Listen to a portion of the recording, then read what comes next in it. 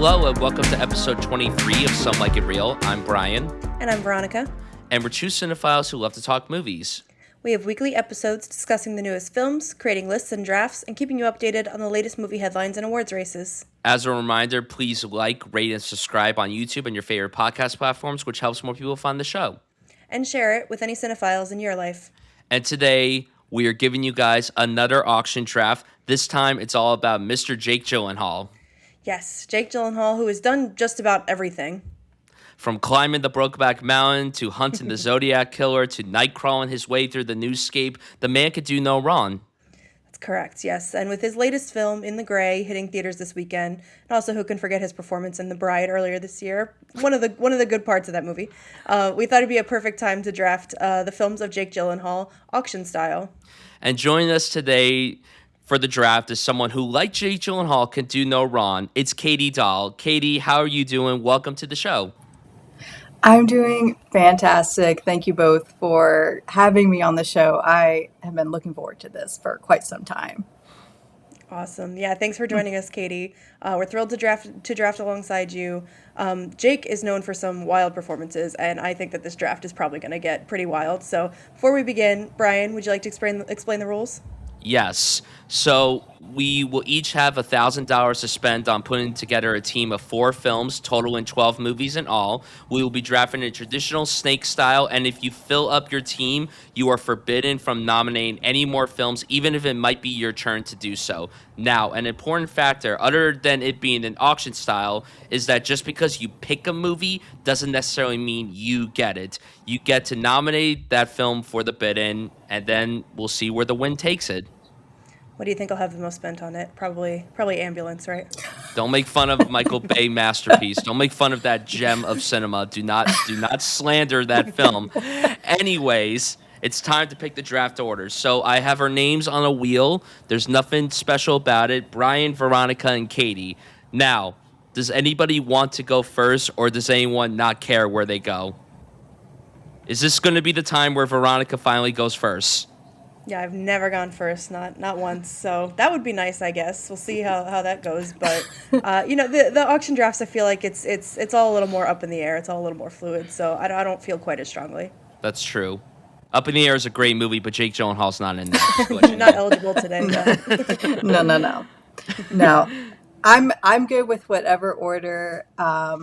Veronica, though, like, you've never gone first. Maybe it's your day to go first. We shall see. I don't know. He says Maybe it's your time. He says that wheel isn't rigged, but it's never come out that way. So we'll see.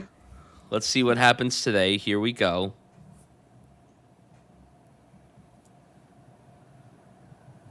And yet again. There you go. So Katie gets to go first. Awesome. All right. Let's see what happens now.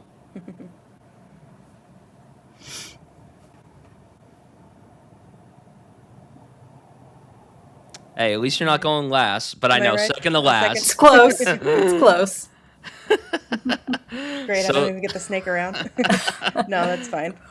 So the draft order is Katie, Veronica, and me. So before we get into drafting, let's go around to talk a little bit about what Jake Gyllenhaal means to us. So Katie, as our guest, what does Jake Gyllenhaal mean to you? Oh boy.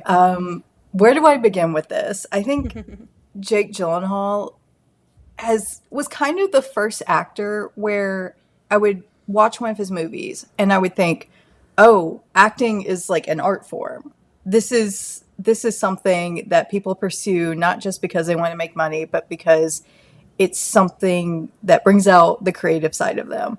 I started watching Jake's movies probably when I was in middle school or high school. And I was telling Bryan beforehand, I remembered last night, I almost had a run-in with Jake Gyllenhaal many years ago in 2015. And my parents and my sister love to embarrass me about this story. We were in New York for a family trip and he was doing a show there. I don't know what show he was doing. And I was like, wouldn't it be cool if I got to meet Jake Gyllenhaal? So my parents said, okay, you can go wait by the door and wait for him to come out. And he did come out, but there was already a crowd of people there. I would literally not chase, but I would follow him through the crowd. And to any fangirl, this sounds normal to follow a celebrity and just try to get an autograph for a picture. To I've my been there family, this before. was Yeah. this was insane to them. They were like, she was literally trying to follow him into his car. I did not try to do that.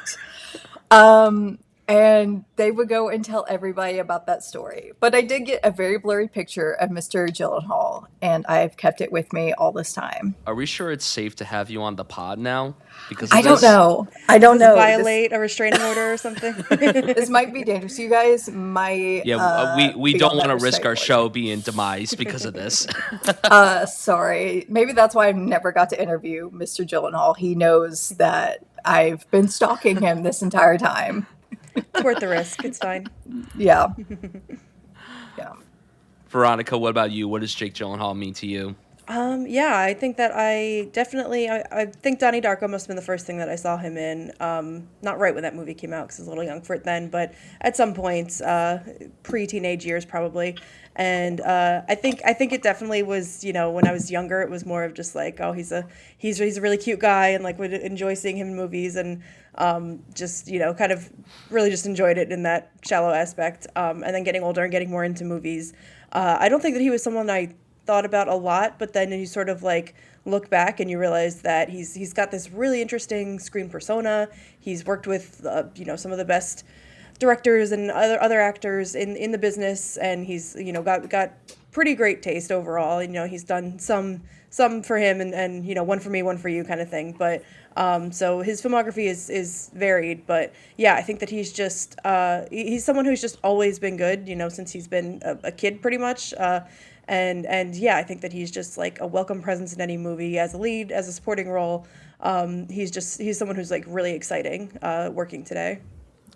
Yeah, not to add too much to this, but I agree. He's one of the most exciting presence that we have working today. I think he's a very eclectic actor. He's done a bunch of different genres and worked with a bunch of great filmmakers. He has great on-screen partners. I think that my first exposure to him was I remember when I was 10 years old, I think. I was on YouTube and Dreamgirls had just come out, and then there was all these videos that I was watching related to Dreamgirls, and then I found the clip of him performing and I Am Telling You on SNL, where he dresses up and sings from his heart, and it was the funniest thing that I had ever seen. It's still pretty much one of the funniest things I've ever seen. But ever since then, I've been a fan. So thank you, SNL Dreamgirls parody skit, for introducing me to Jake Gyllenhaal. No, in all seriousness, he's a great actor. And I agree with you, Veronica. He's definitely done a few not so great projects recently, but he's always the saving grace of anything Everyone that he's has, attached yeah. to. Yeah, he's always one of the highlights. And yeah, to be honest with you, I forgot he was even in The Bride. I genuinely forgot he was in that, but also that movie sucked. Not because of him, but it was not very good. But hey, everyone has a bad day at the office. But yeah, Jake Gyllenhaal, big fan of him. Very excited to draft these films. I have no idea where it's going to go. I am so excited. So shall we start the draft? Yeah, let's get it going. All right. So, Katie, you're kicking us off. So, what is going to be the first film you draft, and how much are you going to draft it for? Okay, so I'm going to start out with a pretty big one. It might be my favorite Jake Gyllenhaal movie. Maybe. I'm not sure. But I feel like it's the one that everyone universally loves from Jake Gyllenhaal, and that is Prisoners.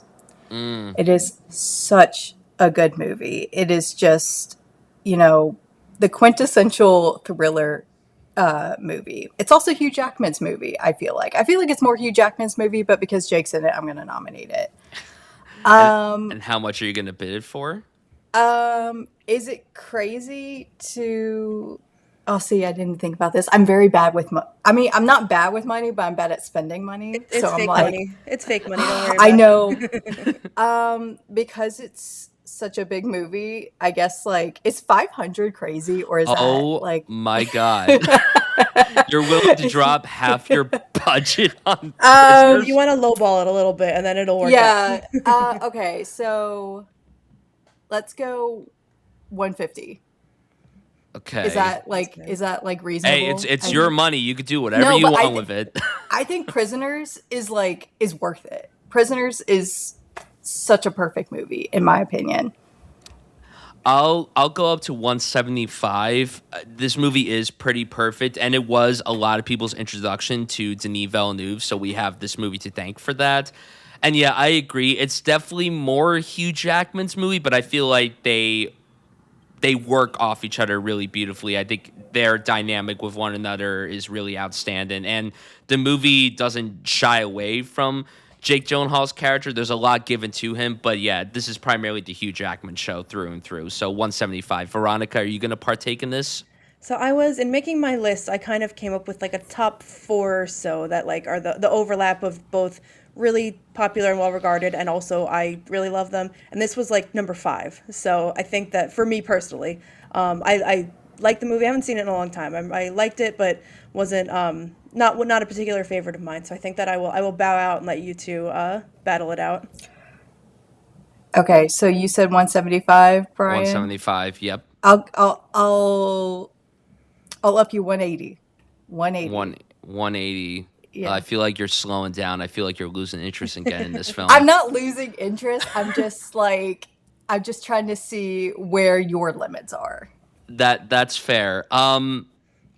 It's been many years since this movie came out and everything. So, spoiler alert to anyone who hasn't seen it at this rate. I'm so sorry. Do you guys think he's found at the end? I don't remember the No. details. Yeah, I don't remember. I don't know it well enough to Oh say. oh man, It's been a while. Katie. I remember being so taken aback by the ending. It's one of the film endings I still think about to this day, and I don't think he was ever found. Which is so sad, just considering how far Hugh Jackman's character just pushed himself and pushed his values and his morals to find his daughter and his daughter's friend. Yeah. Um, where was the last bit? 180. 180, Yeah. I'll go 185. 190. Who's the best supporting performance in this movie outside of Hugh and Jake? Paul Dano? Well, Dano is who I And remember yeah, most, yeah. yeah, I agree with that. Also, Definitely. very very sad Thanksgiving movie. Not a. Oh yeah, is it a That's when it all Thanksgiving? begins on Thanksgiving. Oh, okay. I didn't even remember that. See, I don't remember that movie perfectly. Maybe you do Uh, deserve this one. Gather the whole family around on Thanksgiving and watch Prisoners together. what did you say? One, 195? no, 190? 190. 190? But do I really want this film? I mean, I do love it a lot.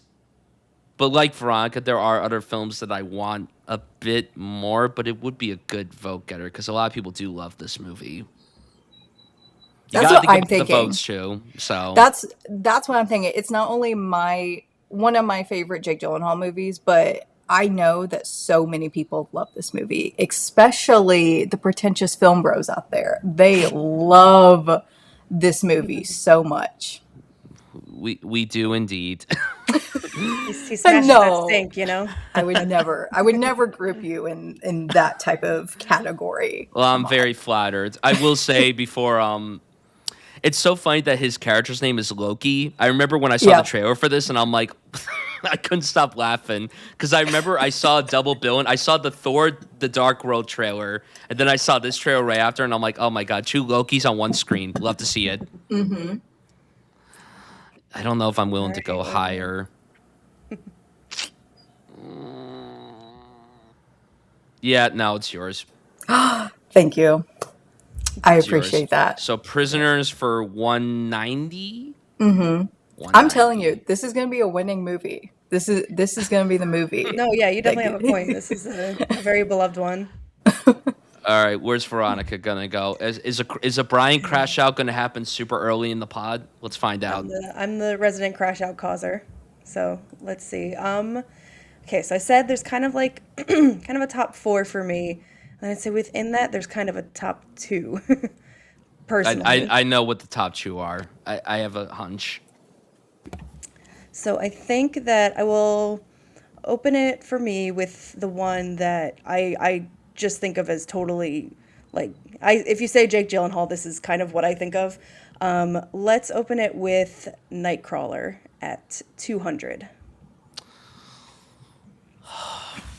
Again, I feel like this is a cinephile favorite. I think that this one has been like really, aged really well. I think it's been really reclaimed over the years. I rewatched this one in the last couple days in prep for this, and I knew I loved it, but I hadn't seen it in a while, and it like blew me away all over again. Oh my God, the business self-help bullshit that he like kind of his character kind of says to himself, Lou Bloom, is just so it's aged now where that's kind of morphed into some of the like maybe manosphere psychology that we see today, and like worshiping rich people and thinking that being good in business is being good in life and other people are just a means to an end. Like all of that is so embedded in that. It's so dark, and I think that it blew me away all over again. I feel like this is kind of it's a fantastic movie, and I also feel like it's kind of like his defining performance for me.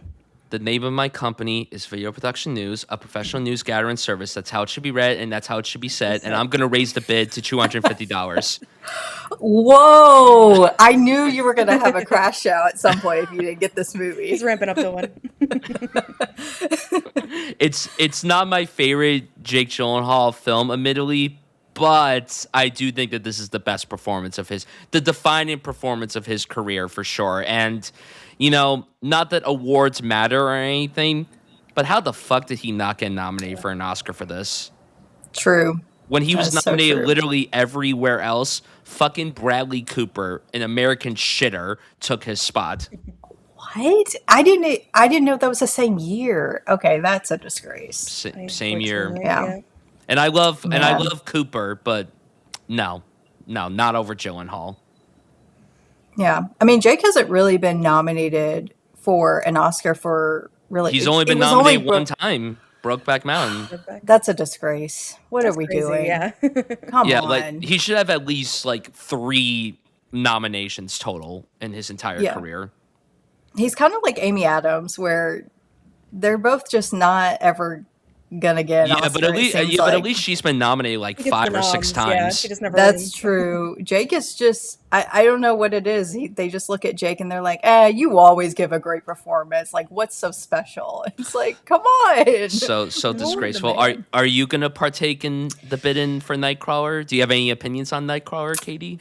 I do love Nightcrawler. I haven't seen it maybe 5 years or so. I didn't rewatch it, which I probably should have. But I do remember just loving it so much when it came out. And it was one of those movies, I think at the time, it was very underrated.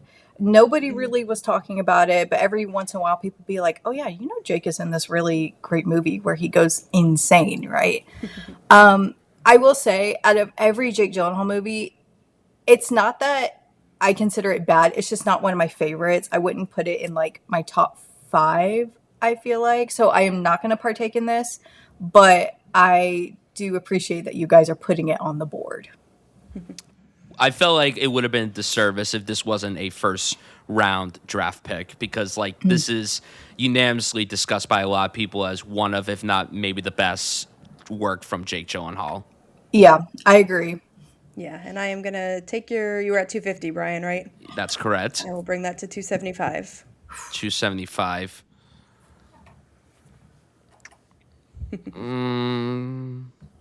The movie did introduce us to Riz Ahmed, so I am blessed for that as well. Also very good in it. Yeah, Yeah. And directed by Dan Gilroy of the very talented Gilroy family. Oh, here she goes with the glazing the Gilroy Tony family. Gilroy. He's worked with both Gilroys, which is kind of funny. Riz Ahmed. He's, Rogue One, yeah.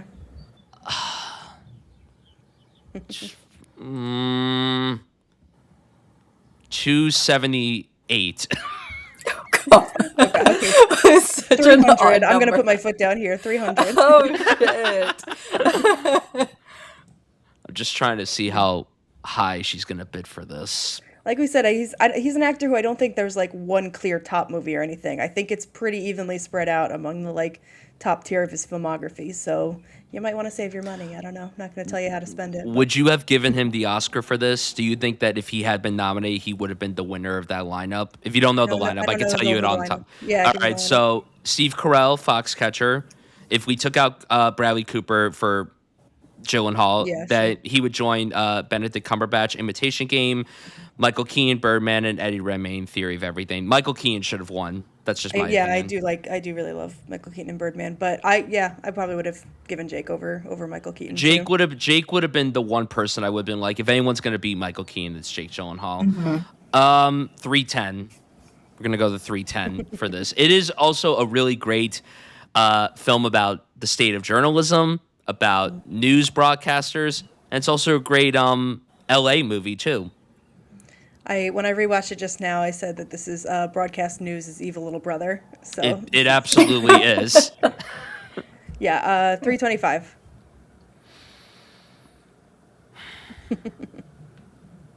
$330. Rene Russo's also great in this movie too. If we haven't addressed that too. 340. I'm tapped out. Awesome. I'm so surprised you didn't fight any longer for Nightcrawler. Oh, the film that I'm gonna be drafted, I'm gonna fight really hard for a 350. So you have 650 remaining. Was it 340? I thought it said 340. 340 or 350? I don't remember. It's fine. It's $10. No, if it's 340, we're gonna put 340. I think it is 340. Okay. All right, here we go. Wait, I was just going to say the one other thing about Nightcrawler, watching it on this time. I picked up, like I said, I hadn't seen it in a while. And have you both seen The Usual Suspects? Yeah. I never realized it before, picked up on it, like the parallel ending there. And skip ahead a minute or two if you don't want spoilers for Nightcrawler or The Usual Suspects. But the parallel there of him leaving the police station, and there's even a shot of him, like his legs walking away, and it was so reminiscent of of Kevin Spacey's character walking away at the end of The Usual Suspects, and it was like just that parallel of these crime movies and Usual Suspects. It's so the greatest trick the devil pulled was convincing people he didn't exist, but it's like with Lou Bloom in Nightcrawler, it's like this guy has had a flashing sign on his chest the entire time, like, I am the devil and I will be the devil for you, and like the difference there is just so like delicious to me, and it's just really, and again I think predicted where we were going of like this evil, like myopic, selfish kind of shit is just like you're just gonna rise to the top if that's what you can and are willing to do. And yeah, I just think that it's like such a powerful movie that way. That's all. I'm happy with my purchase. No, that was very well said. I'd never noticed that before. That's really great. I Googled it and it was like definitely people on Reddit were all over it, but this was the first time that I noticed it. Yeah, you gotta love Reddit for pointing things out that you never would have suspected. Mm-hmm. All right, Brian. All right, here we go. Your next one. How high am I going to go for this film? Oh boy. Do I drop half my budget on this like Katie suggested? Or do I start off small? Depends if you want to scare us off or not. No, I can't go half my budget. We'll start off the bid at $200 for what is my favorite Jake Gyllenhaal film, Zodiac. I knew it was going to be Zodiac. Yep. I knew it. You said 200? $200. 220. Okay. It is. Oh my gosh. Because Zodiac is it's at the very top of my list for Jake Gyllenhaal movies. And not just because of Jake Gyllenhaal. I think it just has an amazing cast to begin with. Mm-hmm. It is Mark Ruffalo. Robert Downey Jr. probably gives one of his best performances in this movie. He's unbelievable in this. He's so good in this. He is. And this is also a movie I haven't rewatched recently, but it stays within my mind. I just remember it's just so the aura of it is so terrifying, and it really makes you stay with the movie, and it almost feels like you're sinking into your couch. I don't know how to describe it. Like, you're sinking into your couch and you're just like, what is going to happen next? Are we actually going to figure out who the Zodiac killer is through this movie? And I think this movie obviously sparked everybody's interest in the Zodiac killer once again. I wouldn't be surprised if Reddit went crazy after this movie dropped. Can you But imagine what it would have been like if there was social media when this movie came out? I have no idea. Whatever forum everybody was going to at this time, I would have killed to be on this forum and just been a fly on the wall. But yeah, this is a top tier movie for sure. Is it your favorite David Fincher movie? That is a good question. Let's see. It's number 2 for me. It's my second favorite from him. It's up there. The thing is, I don't know what my favorite would be. Maybe it is my favorite. It's a good. Maybe It's a good number 1 favorite. Yeah. Because, like, what am I going to say? Like, Gone Girl? I mean, I like Gone Girl. Hey, The Social Network. Come on. The Social Network, yeah. I was about to say, it's a toss-up between Social Network or Zodiac. But Yeah, that seems to be Zodiac. like the clear top 2 for a lot of people. Like, it seems to be either one of those is their number 1. Veronica, are you going to partake in this? Yeah, what was the last bid? I think I said 220. Yes. I will go 240. Yeah, this was also something that I rewatched in the last couple days. And same thing, knew that I loved it, but I was like, I think I love this even more. Like, it was just, and I remembered it more as like even three-hander between Jake Gyllenhaal, Robert Downey Jr., and Mark Ruffalo, but it really is more of Jake's movie. Like, I mean, everyone gets, lots of chances to shine, but like, we kind of kick off with his character, and then perspective shifts a little bit, but we essentially end with him, and it's really about, like, his obsession and the way that he gets just completely overtaken by this case, and the kind of mind that's interested in that sort of thing, which, again, very, very prescient with our true crime obsession nowadays, and all of the various podcasts and shows that are obsessed with this sort of thing, and it really says something about the banality of just, like, being obsessed with finding something out and knowing that you really can never find it out, not for sure. So 240, absolutely. And the beautiful thing about that, to add on to that, is that his job isn't even supposed to be finding the Zodiac killer. Yeah. He's just supposed to be the cartoonist. So the fact that he becomes so hungry to find the Zodiac killer is really just like a fascinating study of one's obsession with something. And I think it's a beautiful exploration. And the film is just, it's so dark. It is so bleak. Like, the way it opens up, too, with that couple being massacred on the hill and everything on the 4th of July. And it just gets darker and darker and darker. And it's like, can we just have one shed of hope in this movie? But also, the fact of the matter is, like, the movie could have given you a fictional ending being like, we found the Zodiac killer, but it leaves it open-ended because nobody knows, like, where the Zodiac killer is, who the Zodiac killer is. And it's just, like, it's just one of the coolest, like, biographical dramas, if you want to call it that, or true story dramas, journalism dramas, procedural dramas, noirs, thrillers. It's just all encompassing into one of the greatest films of the 2000s. And, again, not to bring up the Oscars, but this had Oscars written all over it, and it didn't get nominated for Jack. Yeah. And it didn't help that it came out super early in the year either. I think it was supposed to have a late release the year before in late 06. Yes, but then yeah, they pushed it to early 07. And it's like, why couldn't you just push it to late 07 instead? Like, why'd you have to push it to the early part of the year and everything? I mean, granted, would it have beaten No Country for Old Men for Best Picture? Probably not. But if it had been nominated, it would have been an all-timer lineup and everything. You had it at 240. Is that where... I'm gonna go $300. Jumping up, man. I love this movie so much. It's just so good, and it's crazy how it's headlined by 3 actors who eventually are in the MCU.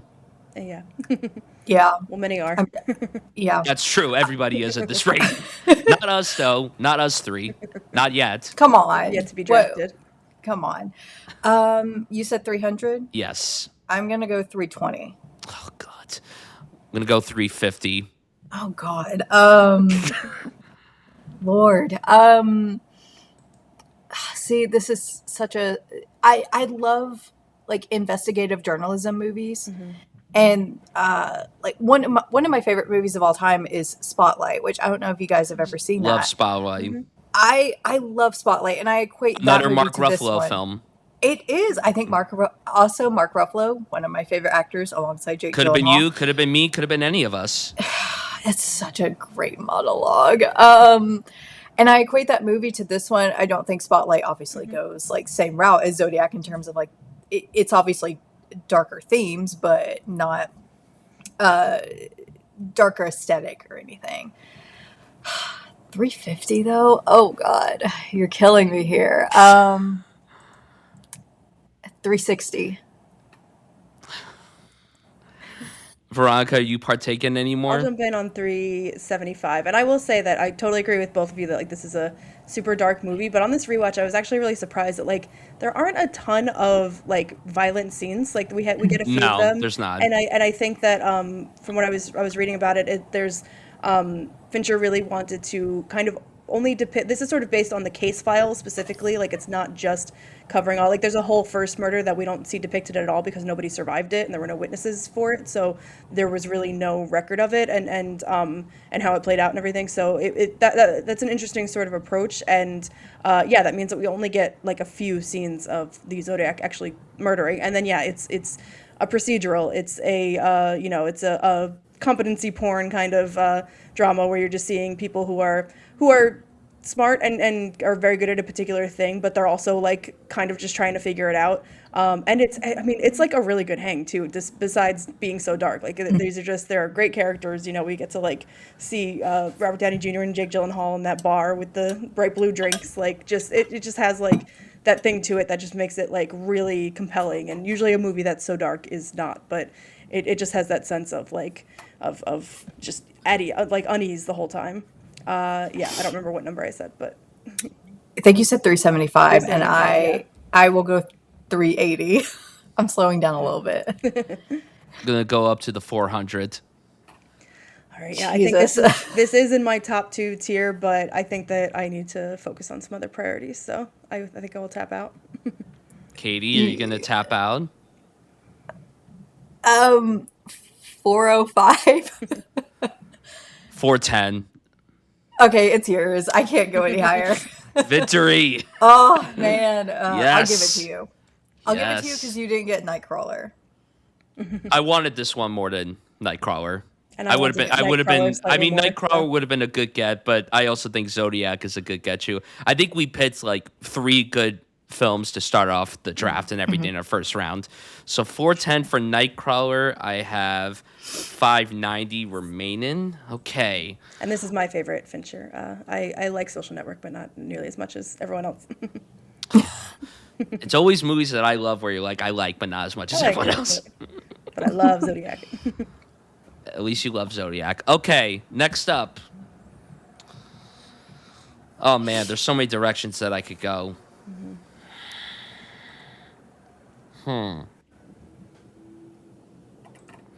Okay.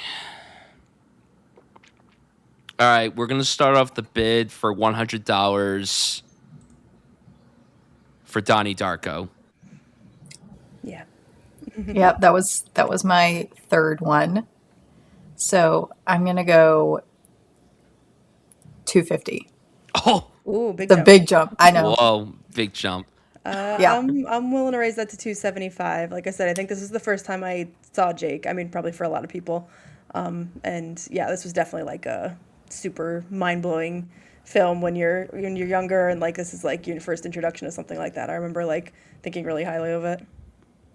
Yeah, I was thinking the other day because I rewatched the movie, and it's actually funny. I was like, I'm kind of glad this wasn't my first introduction to Jake Gyllenhaal because his character, while I can sympathize with him, obviously, and understand him, he's also just so gratuitous in the way he talks about sex and just women, and I'm like, yeah, I would have been so turned off by him. He's a tough hang, yeah. Yeah, but I absolutely love how this movie kind of depicts loneliness and the fact that you can have so many people around you and have so many relationships. Like, he has relationships, he has friends, he has a girlfriend, he has family, all of whom enjoy him or love him. But to him, it feels like so meaningless. And I I very much enjoy, like, through the time travel aspect, he kind of gets to experience all these things that he would have never got to experience had he been, spoilers, sorry, killed by the jet that, or jet engine, whatever it is, that started all of this. So where did you go to 275? I don't Yes, remember. I think so. So I will raise you 300. Ryan. I just want to point out that when the movie came out in 2001, it didn't really do well financially or even critically. It had a bit of a polarizing response, but also when it came out just a few weeks after 9/11, and a lot of people think that because of that, the movie didn't perform as strongly as it probably would have and everything. The president of the studio marked it as the bleak mood and the timing were the cause of the box office failure of it all, and that critics didn't really understand and embrace it. But it is interesting of how this movie has evolved over the last 25 years into something that's, something that lingers with you and you sit down and think, and its depiction of loneliness, like you brought up, Katie, is so well executed.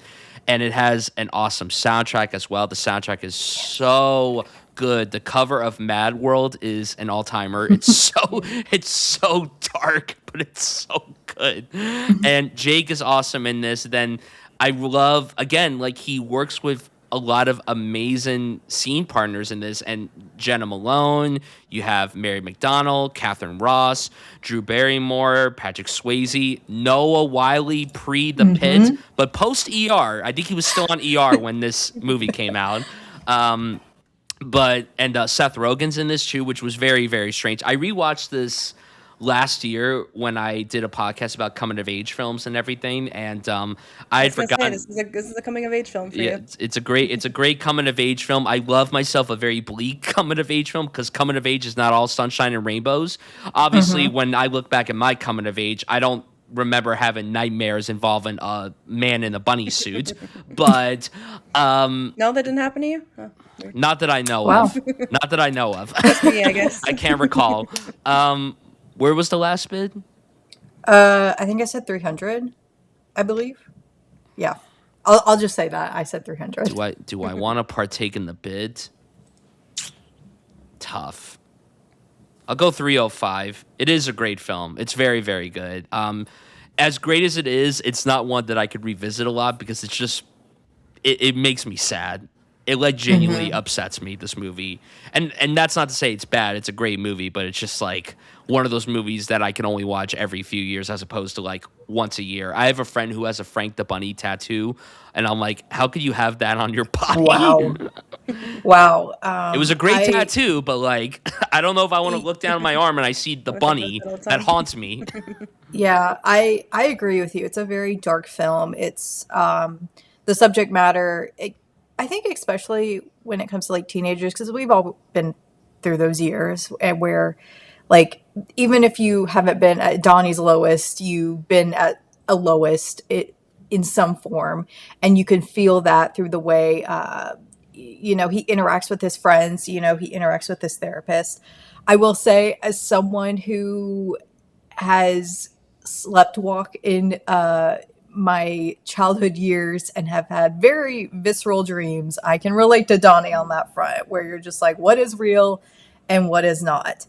For sure. I am going to up this at 315. 315. Yeah. Okay. I'm looking at my money. I have about I have 660, so I'll jump into 350. I think this is like particularly an important one for Jake. Like, I think this was a lot of people's introduction. It's definitely one that stands out. So yeah, I think that this one is worth a little bit of a fight. Yeah. Also, when I rewatched this movie last year, I was like, what the hell is Ashley Tisdale and Jerry Trainer doing in this movie? Jerry Trainer. Oh my God, where's he been? What a name. Crazy What Steve, a guy. baby. Yeah. I am going to go 375 because I agree this is a movie worth fighting for. Okay. Yeah, maybe I might leave it there because that would really wipe me out. So, all right, Brian, are you gonna? No, Other I'm from that? tapped. I'm tapped out. Yes. All right, Thank so you. what is this? 375. 375. Yep. Wow. Prisoners and Donnie Darko. Those two and Nightcrawler and Zodiac. He doesn't have a lot of happy-go-lucky Like, films. At least not in his top tier. no, not really. All right, Veronica, it's to you. What is going to be the next film to draft? All right, yeah, I mentioned that I had a top four, and three of them have been mentioned, so I think I'm gonna round it out with the next one. I'll start it at $100. Let's go for broke. How about Brokeback Mountain for $100? $200. Oh, big jump. Okay. Love this movie. I rewatched it recently, and it's a masterpiece across the board. It's honestly one of the most perfect films I think I've ever seen in my entire life. I'm at a loss for words. I first watched this movie in my queer cinema class in college. I was a little late to this movie, I admit.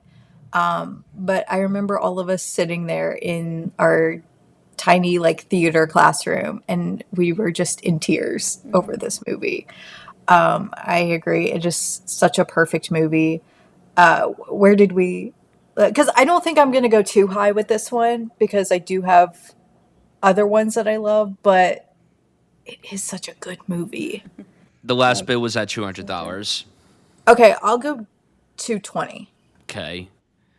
I still can't believe that this is the only time he's been nominated for an Oscar. And don't get me wrong, it's a great nomination, but the fact that this is the only nomination under his belt is absolutely asinine to me. Yeah, and having Heath Ledger in this as well, who is just, we all know, an amazing actor. Yeah. Truly out of this world chemistry between the two of them. Really just one of the greatest parents that I've ever seen in any romance movie ever. It was so authentic. I felt like at times I was a fly on the wall, just interfering with their moments, and I felt like I had to step back because I was just up so close to them. But it was just so rawly handled, and this is also probably the best. Well, it's tough because I do love Crouching Tiger. This might be my favorite Ang Lee film too. It's tough. Mm-hmm. Yeah, I think Yeah. that. What was the last number? 220. Yeah, 220. I'm gonna jump it to 250. Yeah, I think that this can. I think I just had known the name for a while, and then probably saw it when I was like a young teenager, and it just kind of has that reputation of being a very important drama. It was it's like the gay cowboy movie, but it is so So much more than reductive that. yeah, it's just so it's so watchable. You care about these characters so much. It's beautiful. It's compelling to watch. Just everything about it is just just a really really great movie. And Team Ennis or Team Jack? I mean, what do you mean? ¿Por qué no las dos? What about both? I wanted to test you guys out. I wanted to see if you were going to respond with that answer. There's no teams. It's both of them. Exactly. Obviously. Exactly. Yeah. This should have won Best Picture as well. A lot of people that's do what I was talk gonna about say. this movie because this lost to Crash, and Oh yeah. Crash is obviously aged as one of, if not maybe the worst Best Picture winner ever. And if Brokeback had won, it would have gone down as an all-timer Best Picture winner because it won Best Director for Ang Lee, it won Best Screenplay, and it didn't win Best Picture. Kind of absurd. Crazy, yeah. Yeah. What's kind of funny is I also saw Crash for the first time in a college course. I don't remember not what. Not a queer film class. No, but I do remember. I think we watched it because my professor was like, "Yeah, this won the Academy Award, so I'm going to let you judge it and see if it deserved that." And I remember all of us thinking interesting because I think this was after. I think the majority of us were also in the queer cinema class, so we were all just like, "How in the world did this happen?" I love when Jack Nicholson opened up the envelope on stage and he's just like, crash. Wow. Okay, I didn't vote for even this. Even Jack knew that they were making a mistake. Mild crash out. Yeah, crash out over crash. What was the last bid for this? I don't remember. I said 220, but I think I did. I don't know if you. I think I upped raised it or it to not. 250. I'll go up to Right. 300. Okay. All right, what do I? How much money do I have left? 660. I'll raise it to 350. And I think after rewatching Zodiac, listening to a podcast about it, I think that they had mentioned that Jake Gyllenhaal it was like the awards run for Brokeback while he was filming Zodiac. And so Fincher was like not about releasing him to go and do the awards kind of stuff, doing all the events and everything. So it's kind of sad he hasn't like really been recognized since, because he kind of like didn't really get to have that experience. And this is fairly early in his career. Like he probably this probably could have been a real like arrival for him, and he probably didn't really get to fully enjoy it because he was busy making a masterpiece. There are worse problems to have, but Yeah. I think that it just like he's just so due for like this kind of recognition again. Yeah, I'm looking over the lineup for supporting actor that year. He really should have won. Quite frankly, he should have been. He would be my number one of this category personally. Who were the other ones of that year? We had George Clooney for Syriana, who won. Matt Dillon for Crash, Paul Giamatti, Cinderella Man, and William Hurt, A History of Violence. Probably was more of a sense of just George Clooney's time. Yeah. Even though he was also nominated for screenplay, director, and picture that night for Good Night and Good Luck. Yeah. Like I hope Jake doesn't. I hope he doesn't get like a pity Oscar one day where it's just like, you're old. Yeah, you Let's don't just want give you that, the Oscar. You don't want that career win. If you want a career win, you have to like really earn it. Like you got to give a performance that like outweighs everything that you've ever done, and like you give it your all instead of trying to look desperate for an Oscar. Yeah, because I mean, not to like name actors, and I can't even think of some, but there in the past few years or past decade have been some actors where you're like, okay, you kind of won because everybody thinks you just deserve it. Now you gave a great performance, but maybe there was another performance that you deserved it more for. And I don't want that Leonardo DiCaprio, Gary Oldman, just to name a few people. Laura Dern. You slap on some prosthetics and play a biopic. That's usually pretty solid. The Gary Oscar Oldman one, that kind of always took me aback because it's like, well, like, do the prosthetics really make the actor, in my opinion? And that's what always bothers me. Yeah, and that's just like a random like rant or whatever, where it's like everybody says like, oh, they're dressed in great costumes, they must be a great actor. I'm like, no, that's actually the costume and makeup department's job, and that's their award. That's what they deserve. But anyways, I digress. And especially that year, because I know that one by heart. That was Daniel Kaluuya and Get Out. That was Timmy and Call Me by Your Name. And Daniel DDL Day-Lewis for and Phantom Thread. And then Denzel was there. But that's fine. But between those three, like, oh my God, that's an insane race. Yeah, that's insane. All right, what was the last bid we're for off this? Track. I think Veronica made the last bid. I went 350, I think. I'll go 375. I'm gonna jump to 400. Oh, I think that I want another top tier one in here. I'm gonna fight for this one. God damn you! I'll let y'all settle this one because I can't afford that. Bryan. 410. 420.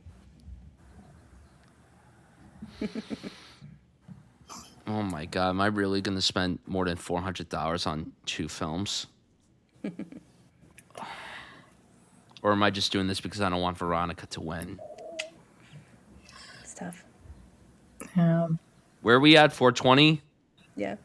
430. 450. I couldn't even afford it at this point if I was still in it. You have two movies already. I gotta get my second one. Yeah. And I I got mean my Donnie second Darko, movie so too. There are a lot of other good ones to pick from, Brian. You can... Yeah, but there's still so but the many out one-two there. punch of Zodiac and Brokeback, it's powerful. All right, what was the last bid? 450? 460. Let's see how high you're willing to go. 480. Oh, fuck. Brian, you gotta be careful. You're reaching I'm your really limit stretching there. here. I'm really stretching here. All right, fine. It's 'Cause- yours. Yes. What did you Thank get it you. for? 480. Yeah, again, I wanted to see how high you were willing to go. I You have, spent almost half your I budget have a on this, little so less than I 200 I left think now. I think it was a wise investment, though. Thank you. I think so too. I think so. oh god, I need my second film so badly. All right, Katie, it's back to you. What film are you going to draft? Okay. So I am going to pick a film that I don't know if any of y'all would have picked, and I think might become as a surprise. It's not one of his best films, but it's my favorite, and it is The Day After Tomorrow. Nice. It is. I am picking this because it is purely nostalgia for me, and I have seen this movie. No joke, probably 10 times. I love this movie, and I'm gonna start at 100 because I don't know how much competition it's gonna have.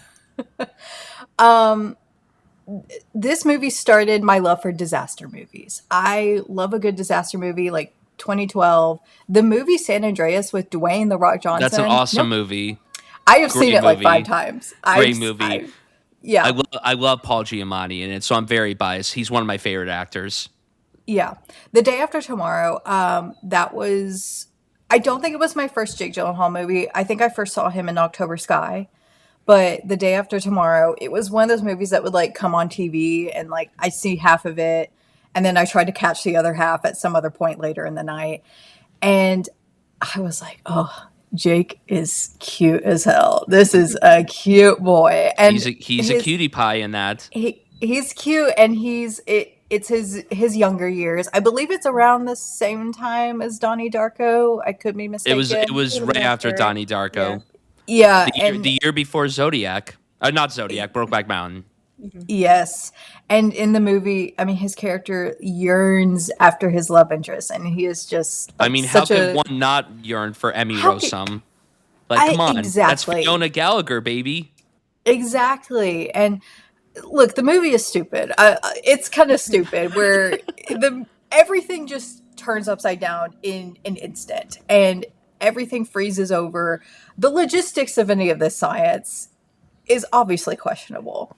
But I love it so much. It is such a fun movie.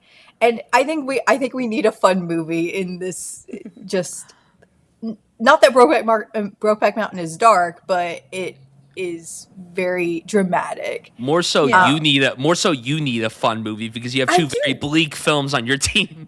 I do. And I think people really love this movie because if you go and look up like what people think the best Jake Gyllenhaal movies are, everybody on Reddit is like, what about The Day After Tomorrow?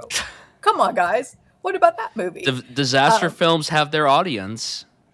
And I am part of that audience. So I'm going to start this at 100. Okay, I am not going to partake in this particular bidding.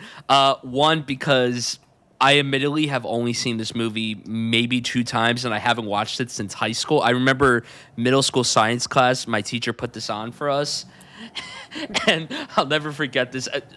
Spoiler alert, I guess, for the movie and everything. So when Dennis Quaid is with his friend heading to New York to reach Jake Gyllenhaal and everything, and then the guy like falls through that ice and everything, the school bell was ringing as Dennis Quaid was screaming from the top of his lungs in this very emotional moment, and I'm like, oh, what a great way to end the day. Yeah. Yeah. I will never forget that him and his friend hid out in like a Wendy's, like a frozen Wendy's Yep. to escape this snowstorm. I don't know why that stuck with me, the fact that it was a Wendy's out of every fast food restaurant. Yeah, you guys spoke about it really well. Kind of the same to you, Brian. I think I probably haven't seen this since high school or so, but I remember having like a ton of fun with it and really, really enjoying it. But yeah, Katie, I think that you can go ahead and have that one. I know it's not a popular one, but I am standing by No, it. I think you're right. It probably is like it's underrated at this point. So I love this movie so much. Well, now you have one film left on your team. So, what is going to be the next pick to draft? Is it my turn or is Yeah, we're it doing it because snake style. Oh, okay. Oh God. See, now I'd really have to be careful. Because we kind of picked like my top ones for him. So it's kind of, at least for me, unless I'm like misremembering his filmography, it's a matter of like kind of choosing the middle ground movies. Um, let's see. You know what? I am going to go with, I don't know. It's between Enemy and Stronger. It's between those two movies. Um, I'm going to go with Enemy. Maybe it's another underrated one, but this movie, I rewatched it last night and it made me remember how crazy this movie is and how good of a performance. He's giving a dual performance as, if anybody doesn't know, as an actor and a history teacher. They suddenly start to realize they have doppelgangers of one another and they become obsessed with each other's lives, their love interests. And it kind of feels like a battle of who's going to win this body, who's going to win this personality. And there's this whole thing where many people have different interpretations of the ending, but essentially it's this washed up actor. He's now a history teacher. His wife is pregnant. Now his kind of personality has split a little bit because he's trying to decide, do I want my fun life or do I want my responsible life? So I'm going to go with Enemy for this one. And, well, since I have 335 left, I guess I'll just spend it all here for Enemy. well, you want to save some of it in case someone outbids you. Or well, no, I guess it doesn't matter then because then you're not paying. Yeah. Yeah, go for it. Yeah. 335. That's how much you're going to spend on this. I mean, that's all I have left. So, I'm gonna go. I'm going 340. I want this so badly. oh, you want I Enemy? am priced out. This was probably going to be my next nomination, but I am not able to participate. I'm sorry, See you Katie. I Tuesday. need another film so badly. That's okay. I have the money. I have to get another film on my team. That's okay. You know what? Fine, whatever. Should have chosen Stronger and tried to get Enemy later on. He gives a good performance in Stronger. You know, as someone who loves Boston and the Red Sox, I've never seen Stronger, unfortunately. You've never seen Stronger? I've never seen Wow. Stronger. I haven't seen that I- one, unfortunately.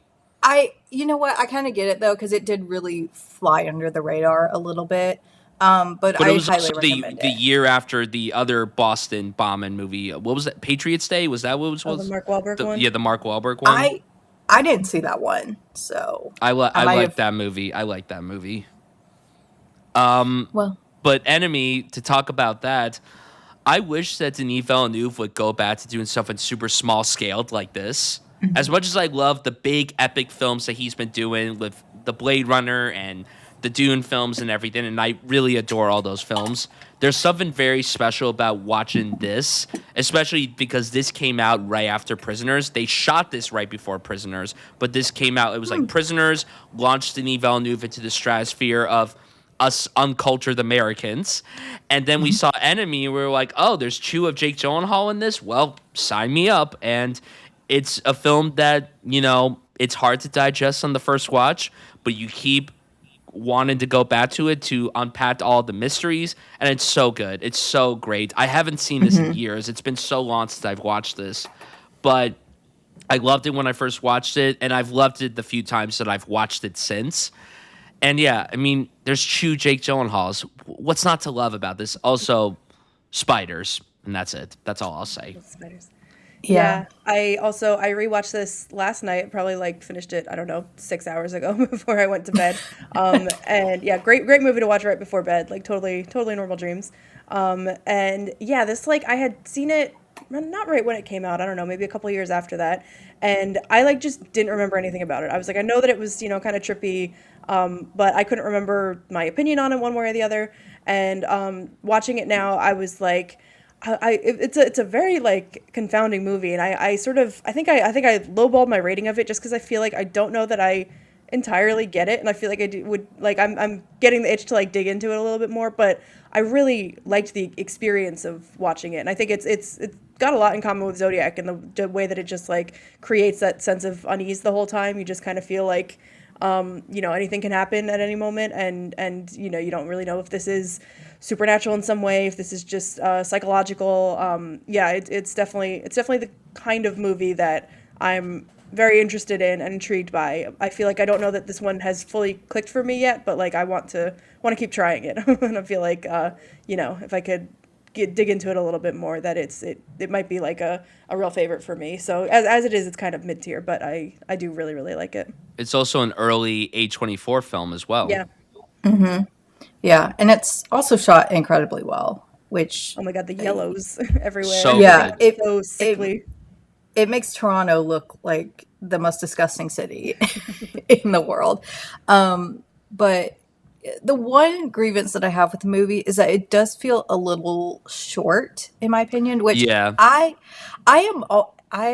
will say this, and maybe this is an unpopular opinion. I am always advocating for shorter movies because I think sometimes directors, whoever, will think like, oh, the longer the movie, like the better. That can sometimes be the case, but sometimes you can feel when scenes go on a little too long. I do think in this case, there could have been a little bit more after the doppelgangers interact with one another and some more slow burn towards them becoming obsessed with each other's lives, because it does kind of feel like they really jumped the shark almost in terms of like It escalates quickly, yeah. it does. And I don't know, that's the one grievance I have with it. It could have gone a little bit longer. Yeah, I would agree with that. Yeah, I would have happily watched more of this movie, definitely. All right, Veronica, back to you. What is going to be the All right. next film on the dock? Yeah, like I said, Enemy was probably going to be my next one, so now I have to pivot. Let me see. This is, I think, Katie, sort of similar to you with Day After Tomorrow. I feel like I don't really know the popular opinion on this one, how highly rated it is or not, but I remember really liking it. I'm going to, let's see, how much money do I have? I have $180. I'll keep the bidding low and see what happens. I'll put a bid for $1 for, let's go with Source Code. $1? Well, That's bid me up if absurd. you want it. I've trying to never be even seen frugal. this movie, so Oh, okay. Brian, have you seen this one? Oh, I love this movie very much. I didn't get a chance to rewatch it. I actually was about to start rewatching it yesterday, but then life happens and things got in the way, and I wasn't able to get around to revisiting it. I'll go up to $20 for this one. It's a stuck in the time loop movie, and we've gotten dozens of those prior to this, and we've gotten dozens of those after there. Not my favorite of that genre. Yeah, with a sci-fi element to it. Not my favorite of that array of work, but pretty good overall. So Jake Gyllenhaal, he's on this train and he has 8 minutes to save it and everything to stop this bomb from exploding. You have him, and then you have Michelle Monaghan. You have Vera Farmiga. I love Michelle Monaghan so much. She's very good in this. She's very good. I like Michelle Monaghan too. It's who directed it? Oh my god, Duncan Jones, who made Duncan Moon. David Bowie's son, which is still blows my mind that his son went on to making films and everything. It's really good. I haven't watched it in years. I was really excited to revisit it for this podcast and everything. But hopefully soon I'll get around to revisiting it. But I remember really, really liking it a lot. It's just been so long since I've seen it. But Yeah. $1 is too low for If no one else it's wanted an it. underrated. It's an underrated entry in his filmography. Yeah. I'll No, say that wasn't a comment on its quality. I really liked the I movie. I was know. about to say you need to have confidence in this movie if you're going to nominate it. Yeah, I think that I saw this for the first time in college. I remember I had it was like a film and computer class, and it focused on like the topic of surveillance a lot, and we watched a lot of movies that had to do with that. That sounds like an awesome It was class. really cool. Yeah, I remember What we watched else, what else did you watch in it? I remember we watched The Conversation. We Oh, watched Deja Vu, which ooh, Deja Vu. Envy of the State, and this I think, which were all really cool. Like lens to look at it through. And yeah, this one again, haven't seen it in a while. Don't remember all of the details, but it is like a really it's a like popcorn thriller, but it's also got a little bit extra in the tank, and it's a really cool watch. So yeah, we'll raise this to $50. Katie, you said you'd never seen this one. I've never seen it, so I'm not going to participate in this. But judging by what you guys are saying, though, it does seem like my kind of movie. I do love like a thriller, sci-fi type of little bite-sized story. So I will have to check this one out eventually. And it's only 93 minutes, so short movie. Yeah. Not. I don't want it to seem like I will not watch long movies. There are plenty of movies out there that are very long, and I absolutely love. But sometimes you guys gotta cut some shit out. Yeah, I think that's a widely held opinion. Yeah, for sure. Some movies today are definitely overstuffed. Veronica, Yeah. what would you say is the best stuck in a time loop movie? Oh God. Well, I mean, Groundhog Day is the blueprint. That's obviously That's the it's called blueprint. like a Groundhog Day That's the situation. blueprint, but is it the best one though? I think it's pretty up there for me. That's what's like top tier comedies for me. I don't know. I really like Palm Springs, which is sort of also Love Palm the same Springs. thing. That's my favorite. That's your favorite I overall? love that movie so much. It was a very comforting movie because it came out during the pandemic, and it was Yeah. pretty much the movie that I needed. I also love Edge of Tomorrow.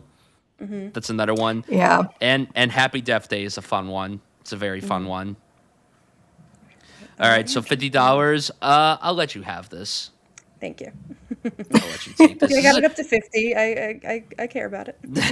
This is a good one to have. I feel like though, like I think you said it, Veronica. It's not one that's talked about that much anymore. Yeah, I don't think so. But it's But a should good be. one in his catalog for sure. And again, I'll need to break it up with something that's a little bit more fun. Yeah. 'Cause it can get pretty dark. Absolutely. Okay, back to me. Do we go down a dark route or do we go a fun route? So I have to look at it from two different lenses. Because there are certain films probably that we're drafting that certain people who may not be as into movies are going to see and they're like, I don't know what that is, so I'm not going to vote for this team. So I didn't think that it would come to me for this. And I do like this movie. So I am going to put it on the board. I'm going to start the bid at $20. I'm going to go with Spider-Man Far From Home. Oh, how did I forget Spider-Man Far From Home? It's like anytime an actor, a prestigious actor is in a Marvel movie, I'm like, yeah, I'm just gonna like not like think about that. It's not a bad movie. Yeah. I stand by liking all three Tom Holland Spider-Man movies, and I am looking forward to the new one that's coming out. And I admittedly I'm not a Marvel hater, but I'm not a Marvel lover either. But the Marvel Yeah. movies that I do really like, I genuinely really, really like. And I really liked this one a lot. And a lot of it honestly has to do with Jake's performance as Mysterio. I think he was a perfect casting from day one. I was like, Jake Gyllenhaal playing a Marvel villain, that's awesome. And he honestly did a wonderful job in the role. Sure, there's flaws to the movie and everything, like the typical Marvel cliches and maybe the visual Yeah. looks and everything. But honestly, I think that these three Spider-Man movies are good at separating themselves from the other MCU movies where you don't necessarily have to watch 2,500 projects to get a grasp on them. Like this one, you really only have to watch the previous Spider-Man movie, then Infinity War and Endgame, because this obviously takes place immediately after Endgame. And what I will say, even though this is a Jake Gyllenhaal draft, I will say that my favorite element of this movie is how Peter deals with the loss of Tony Stark and having to basically match up to what Tony Stark built as Iron Man. and he's like, but I'm never gonna be like him. I have to do my own thing, but everyone's counting on me to be like him. So I really like the intimate moments that are sprinkled throughout this movie. But regarding Jake Gyllenhaal, I love the twist with his character. I love how it sets up that, like, early on that there's something up with him, but Jake Gyllenhaal being Jake Gyllenhaal, he's so good at deceiving you and making you sway into one direction. So then when his true colors are revealed, you're like, damn, I was really hoping that this wasn't the case, but he's so good. And his delivery, when he screams from the top of his lungs, fire all the drones now. Amazing. Amazing. So I'm going to bid it at $20. Do any of you ladies have anything to add about this? I know, Veronica, you're not a Marvel person, but is this one that you like? Oh, I was very much a Marvel fan all through the 2010s. I've just, as of late, kind of checked out and only check in when I feel like I have to. Fair. But yeah, this one, I think that this one had a hard go of it because this was like the immediate follow up to Endgame, right? Immediate follow-up. Yeah. Yep. Yeah. So I don't know, something about that. I definitely saw it at the time when it came out. I think that I just I just think of Homecoming as more of the top tier Tom Holland Spider-Man movie, and this one I kind of just, it gets a little lumped in for me. Jake is great in it. It's cool to have the different setting and everything. Yeah, so this is like a solid good movie, but not one of my favorites. So I will let you have it. Katie, anything to add? I am not going to bid on this one. Although I do think it's a fun movie, I will admit, because I'm a very big Spider-Man fan. I think it's probably my favorite superhero of all time. I remember coming out of the theater for this one, and I wasn't as impressed with it as everybody else was. I have to admit that. I think a lot of the setup just wasn't for me. I don't like seeing Peter Parker outside of New York. I'm very much like keep Spider-Man in New York type of story.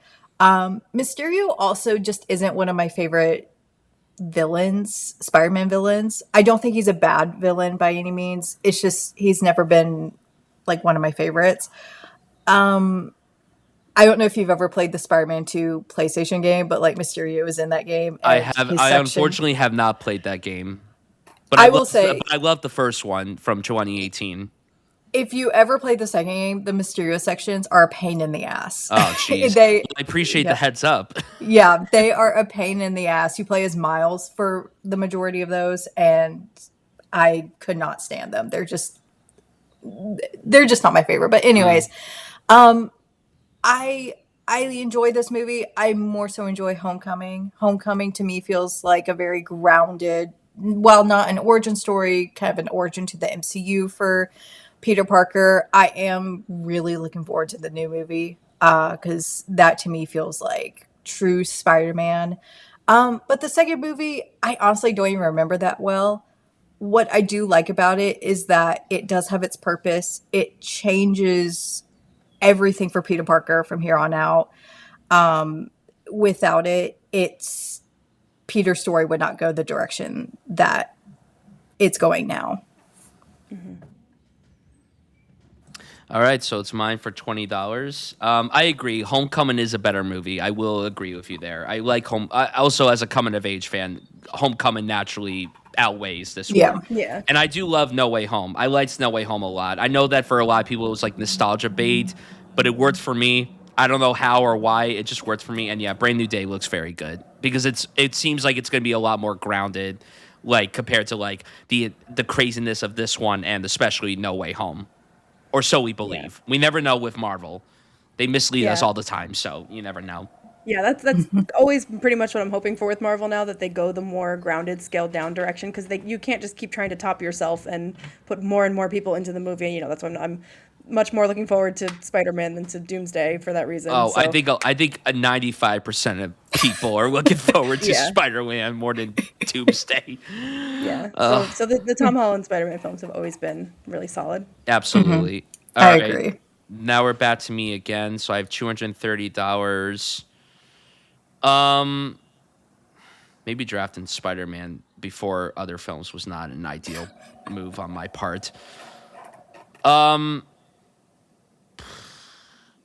Oh my God. Wow, this is really tough.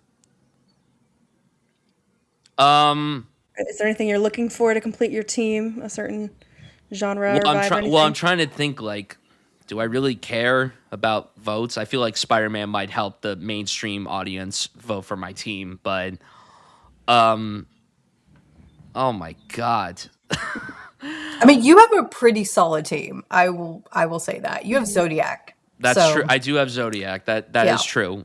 And just for a check in on money, Katie has 335, I have 130, and Brian has 230. Okay. We each have one pick left. We're gonna go. All right, I'll start the bid at $20 for this one. I'm gonna go with Nocturnal Animals.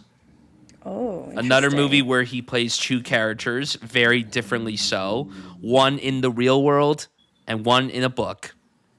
I love the narrative style of this movie. I think it's just so cool to like see what's going on in the real world, and then we see what's inside this book that Jake Gyllenhaal gives to Amy Adams.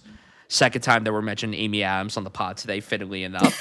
Um, Not one that I could revisit a lot because similar to Zodiac, similar to Prisoners, and similar to Nightcrawler and Donnie Darko, and a lot of the films that we brought up today, this is a very intense watch. It's very gruesome. It's certainly not for the faint of heart. There's a lot of really dark things that happen in this movie, but I think it's so good. It's very, very good. Tom Ford directed this. This was his sophomore film. It blows my mind that he was, or still is, I think. He's a fashion designer. Then he went into making films, and the two films that he's put out so far, I really think are great. And I'm excited for his next film, which I think comes out later this year, sometime next year. I'm very excited to see that.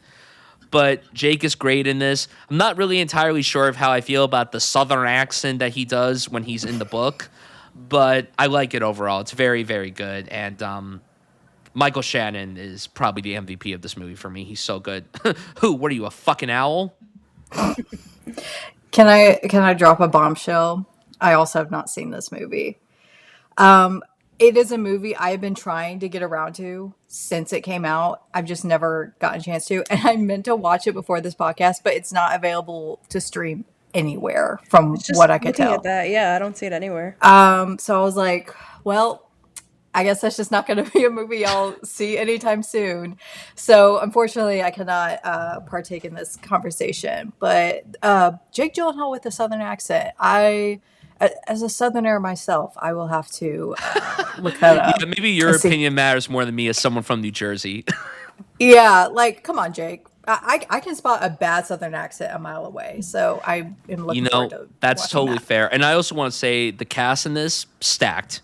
So not only do we have A lot Amy of Adams and people. Jake Gyllenhaal leading the cast, but we have Michael Shannon, like I brought up, Aaron Taron Johnson in what is probably one of the scariest performances I've ever seen in my life. Isla Fisher, Laura Linney, Michael Sheen, Andrea Riseborough, really, really stacked cast. Very good cast. I think I saw this when it came out, and don't think I've seen it since. This is a polarizing one. There are definitely a lot of people who like hate this movie. Oh yeah, So I don't know that I want it on my team. Yeah, I don't know. I would definitely have to revisit it. Because I remember actually feeling surprisingly down the middle and being like I liked what it was doing in some parts and didn't connect with others. So this would definitely need to be a rewatch to really have a strong opinion on it either way. But I do remember I love Michael Shannon. He's like way up there for me. So I remember, I think, did he get nominated for he did this? get He nominated, did, right? yes. But Aaron And I Taron remember Johnson being won the happy about Golden that. Globe. Right, yeah, that was odd. That was a weird one. So yeah, this one is you go ahead, Brian. I mean, if you like it, then definitely All like right, a my strong choice. my But team you're my team is done. I ended with $230, which is not bad. It's pretty good to end with that much money. So pretty proud of myself. All yeah. right, Veronica, back to you. What are you going to draft? Okay. You know, there are some like there's definitely a handful. Like I said, I think we've kind of gotten through the top tier. I think that's all pretty well represented here. I think that there are a lot that are probably, personal favorites for some people. Some are just sort of widely accepted as like pretty good. I kind of want to make a zag here, kind of do a bit of a wild card pick. And just give my list some personality. It's probably not something that everyone is gonna go for, but you know what? So let's see, how much money do I have? I have $130. What the hell? Let's make it $50. I'm gonna nominate John Mulaney and the Sack Lunch Bunch.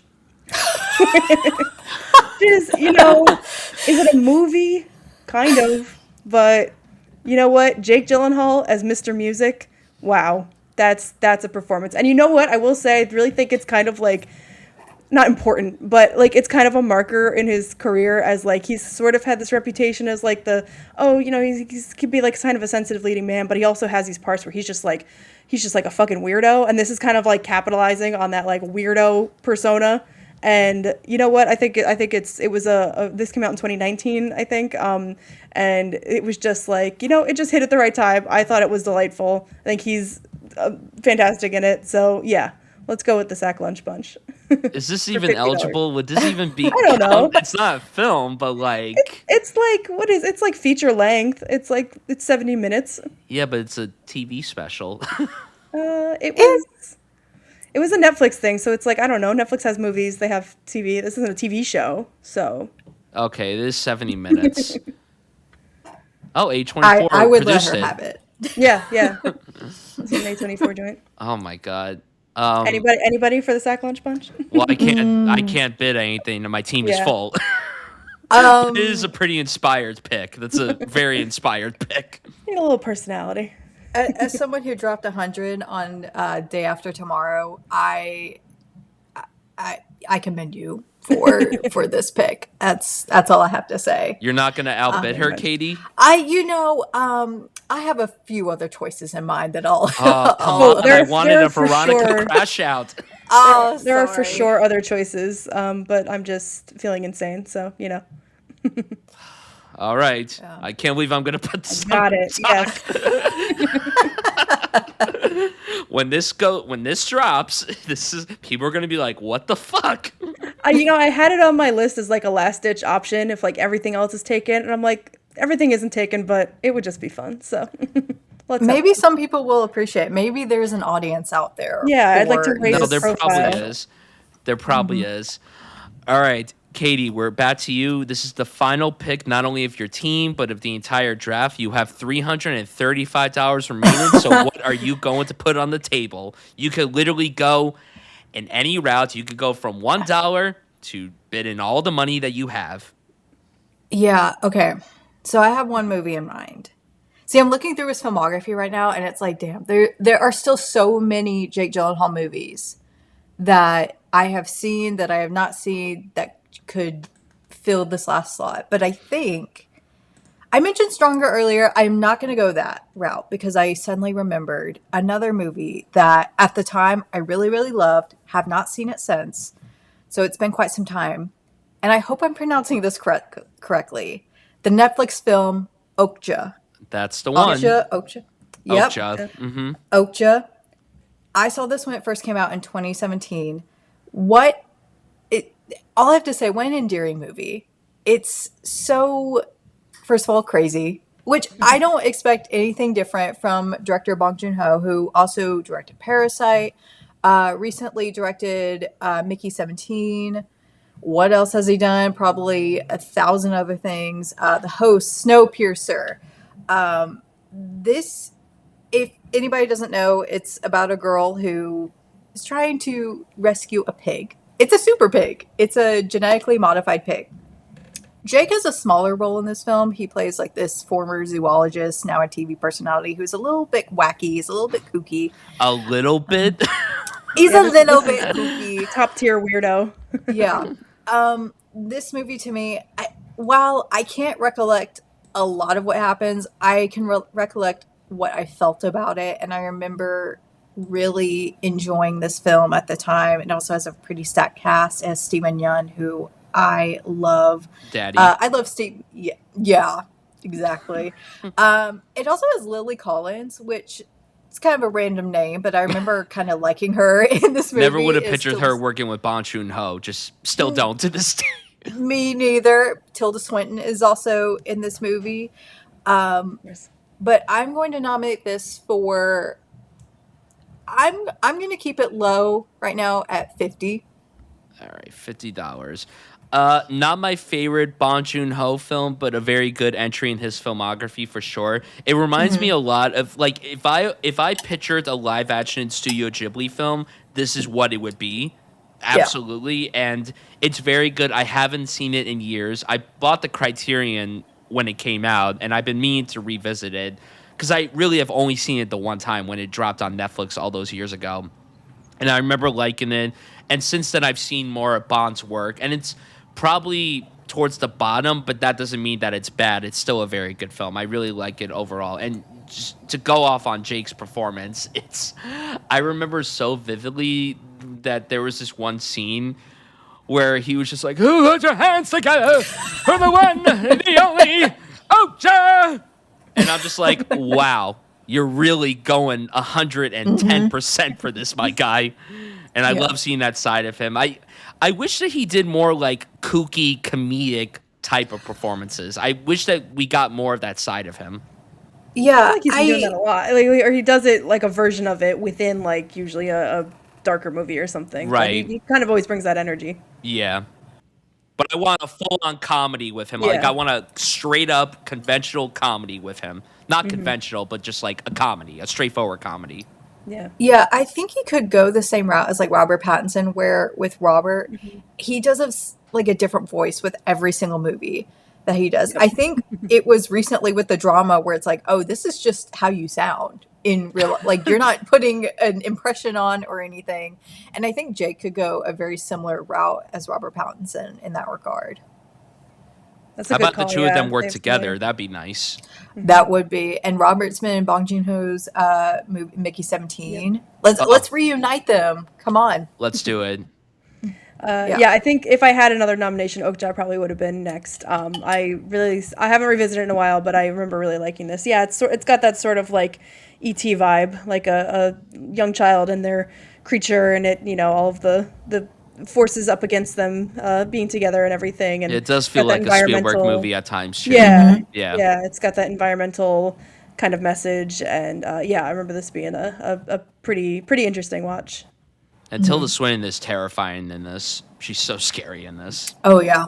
As per usual. as per usual. But we love her very much. We love her. She's just always terrifying and things that she does. Yes. Yes. All right, so that is it with our team. So let's recap our team. So Katie, say the film and how much you spent on it. Okay, so Prisoners. I spent $190. Thank you both for telling me to lowball at first. I appreciate that. Donnie Darko for $375. The Day After Tomorrow for $100, and Okja for $50. Nice. And I got Nightcrawler for $340, Brokeback Mountain for $480, Source Code for $50, and John Mulaney and the Sack Lunch Bunch for $50. And I bid Zodiac for $410, Enemy for $340, Spider-Man Far From Home for $20, and Nocturnal Animals for $20. Now, before we wrap up this episode, does anyone have any honorable mentions? Katie, since you're our guest, are there any films that weren't drafted today that you want to give a shout out to? Well, I can't believe I mentioned Stronger 3 times now. It's not like it's not a movie that resonates with me, but I guess it has. Stronger, I've already talked about it. It's an emotionally captivating movie. I highly recommend it if you ever want a good cry. Let's see. I'm trying to think of October Sky. Have not seen it since freshman year of high school. We watched it in one of my science classes. It's a very good movie. Let's see. Wildlife. I have seen Wildlife. I don't a really good one. recall. I don't recall a lot of it. I do remember it being pretty good. Yeah, those three right there. Veronica, any honorable mentions for you?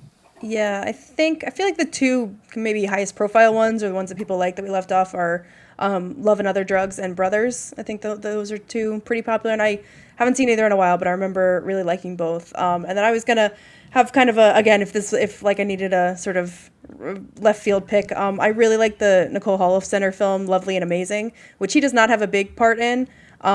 He's, it's a sort of ensemble cast, and it's more about the lead women. He's a young kid who has sort of an affair with Catherine Keener's character. So that's definitely an early role for him, and not super featured. But I just really love that movie, and I like how he fits into it too. I think another high profile, maybe not high profile, but one that I remember was very embraced when it came out was End of Watch. That's another one that Oh, true. I Yeah. I haven't seen almost that. drafted that, but I was like, I like Nocturnal Animals a smidge more than End of Watch. End of Watch is a really good one. He plays a cop in it. He's bald in it, and his name is Brian. So, I probably should have drafted it, but his name is spelled the incorrect way, so that's why I didn't draft it in the long Oh, run. there you go. So that's one. Katie mentioned Wildlife. I love Wildlife. I love that movie. I'm waiting for Paul Dano to direct another film again, and I love the parent of Jake and Carrie Mulligan. They're so good together. And shout out to the son at Oxenbold. He's very good in this too. I really like that one. And it's set in the 60s, and I have such a fascination with that specific time period, and I like the way that it's lensed here in this film. And there's this shot that has always stuck with me, and Jake's not even in said shot, but it's when they drive to the forest and they see the wildfires that are happening. That shot has always stuck with me since I Yeah. first saw the movie. It's a criminally underrated movie that a lot of people don't talk about. Demolition, I remember thinking was pretty solid. Not great, but Jake was very good in it. Brothers is very good, but I mainly think of Tobey Maguire for that than Jake Gyllenhaal. The Tobey Maguire. I mean, you want to talk about an all-time crash out that has like the Yeah. definitive crash out. That is like a really like crash out with a capital C. Actually, crash out Yeah. all caps. Let's be honest. Yeah. Yeah, I almost drafted Brothers, but it does feel like that's a Tobey Maguire movie more than Jake Gyllenhaal movie. But like the love triangle of Tobey Maguire, Jake Gyllenhaal, and Natalie Portman. Yeah. God, what a dilemma to be Yeah. in. Oh my God, what a dilemma for Natalie Portman. Be like Spider-Man or Cowboy from Brokeback Mountain, because at the time he wasn't in a Spider-Man movie. Yeah. And an Ambulance. I have to shout out Ambulance. We made a joke early on in the episode. That movie legit is fantastic. It's so ridiculous, and it knows it's ridiculous. There's so many drone shots, it makes no sense. There's a scene where Jake Gyllenhaal is saying sailing, and it's so good. And honestly, like, that's the kind of movie where Michael Bay doesn't take himself too seriously. Like, he embraces how absurd it is, and I genuinely love that movie. And I also love Yahya Abdul-Mateen II, and I love their back and forth great. with each other. I really like Ambulance a lot. Listen, you wrote Yes. that joke in at the top of the episode. I haven't seen Ambulance, but I want to. It just I've heard sounded good like things. something that you would have said. It just seemed Ambulance just does not seem like a Veronica coded movie. Probably not, but I'd give it a shot. Just haven't gotten around to it. God, haven't gone around to it. Put it in your busy schedule.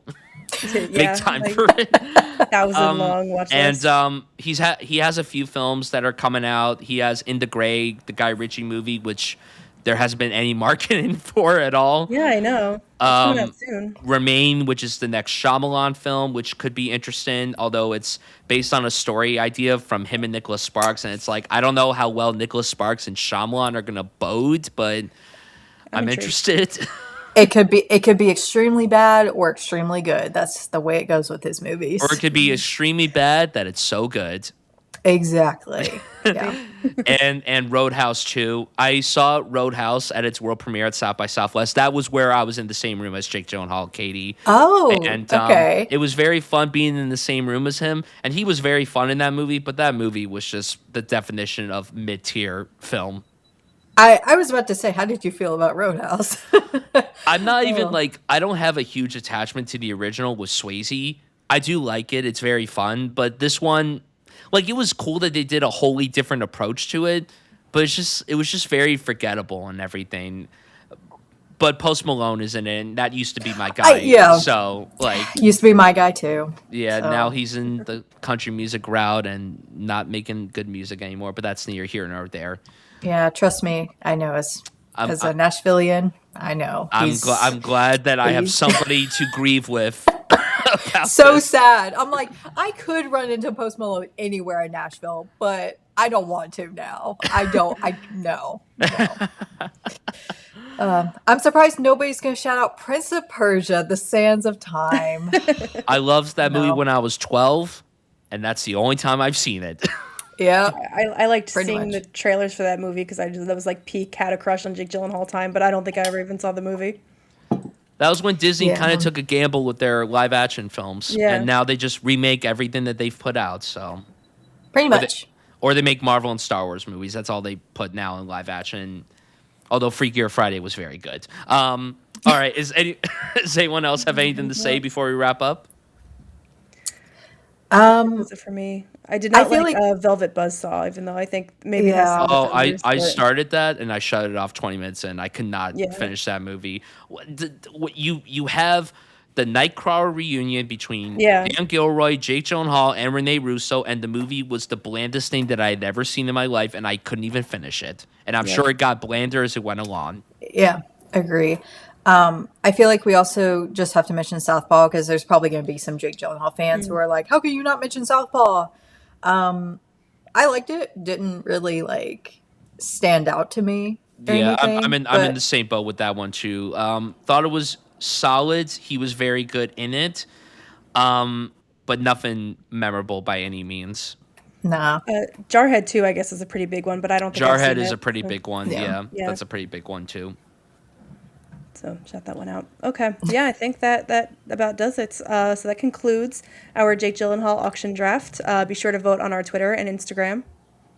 And with that, that's a wrap on today's episode of Some Like It Real. Thank you all for joining us. If you're interested in following along our journey, you can find me on Twitter, Instagram, and Letterboxd at Brian Sutfield. And you can find me on Twitter and Instagram at Vera Albarella and on Letterboxd at Alba_real_A. And a massive thank you to Katie for joining us today. Katie, where can the listeners find you? They can find me on Instagram, Twitter, and Letterboxd at KatieXDoll. Go give Katie a follow. She's doing a lot of really cool interviews, a lot of cool posts. Like every time Katie posts an interview, I'm like, fuck yes, let's go. Thank you. Appreciate that. You Of guys, course. you guys are inflating my ego. Come on. That's As what we we do. should. That's what we do on the pod. Also, I'm a Pisces, so I'm kind of obligated to do that with anybody. Understandable. Yeah. And I'm a Capricorn, so I don't know what that means. I'm a Gemini, so that means I'm two-faced. I don't know, so it's pretty much playing a dual role, much like Jake Gyllenhaal. You know what? I'll take that. I am just like Jake Gyllenhaal. I am Jake Gyllenhaal. I stalked him and I became him. That's Oh my what God, happened. Veronica, we just had Jake Gyllenhaal on the pod the whole time. What a get. Wow. Yeah. And The Day After Tomorrow is my best film of all time. All right, let's simmer down. Let's wrap it up right now while we still have the chance. Go give Katie a follow. Links will be in the description, and you can follow the show on all socials at Some Like It Real, as well as on YouTube at Some Like It Real. Be sure to subscribe and share it around, and tune in every Monday and Thursday for a new episode of Some Like It Real on podcast platforms. We'll see you next time.